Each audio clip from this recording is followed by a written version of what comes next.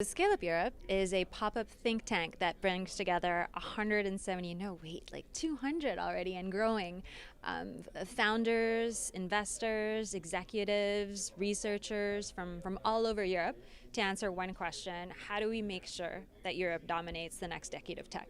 Which seems like a little crazy right now, but we really believe that it's possible if you bring together everybody in that room, all the power in that room, and especially policy. So it's designed as a pop-up think tank for when the French presidency kicks in for the EU in January, so that we can hit the ground running and make sure that the most important, the biggest, the most impactful reforms and initiatives are launched from the get-go. What are the different components that you're looking at? I mean, how do we do this? How do we achieve this dramatic turnaround?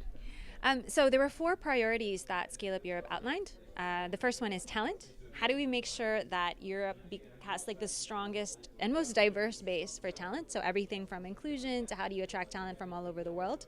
Another issue we're looking at is deep tech. We all know Europe's got great research, great researchers, a lot of that infrastructure, but they're not necessarily translating into the best deep tech companies right away. So how do we make sure that happens over the next few years, especially if we want to solve some of the biggest challenges on health, on the climate, and issues like that.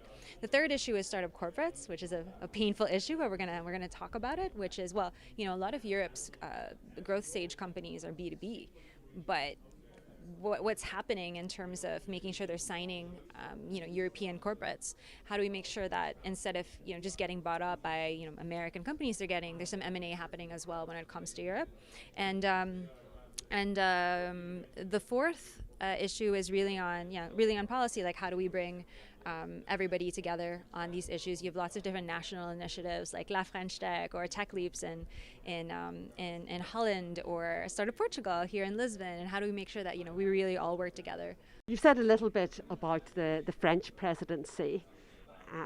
Emmanuel Macron, of course, also has an election coming up. He's going to be an extremely busy man. What can you realistically achieve during the French presidency? Well, I can't speak on behalf of the president, but if my experience in French government over the last 4 years is any indicator of what to expect, I think you can expect really big ticket items. You can expect a lot of ambition.